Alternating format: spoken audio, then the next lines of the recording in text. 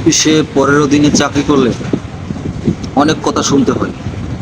কিছু কিছু সময় দেখা গেছে আপনি অনেক কাজ করেন, সবার চাইতে বেশি কাজ করেন, তারপরও আপনার বস, আপনার স্যার আপনাকেই শুধু অল টাইম বকাবজি করে, ঝাড়ির উপরে রাখে, অল টাইম আপনাকে মানে একটা প্রেশারে রাখে আর কি।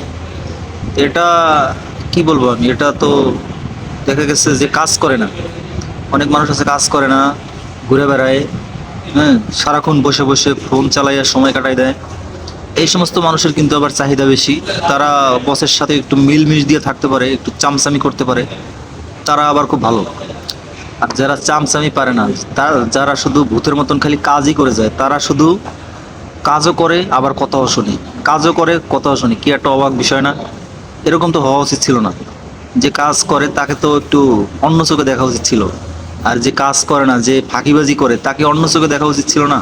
কিন্তু এরকম তো, যে মানে যে কাজ করে না, ফাঁকিবাজি করে, যে চামচামি করে, তার দাম কদর বেশি, দাম বেশি, আর যে কাজ করে তার দাম নাই। এটা কেমন বাংলাদেশ, কেমন সিস্টেম? আমি প্রত্যেকটা সেক্টরে আমি এই এই সমস্যাগুলো আমি দেখি।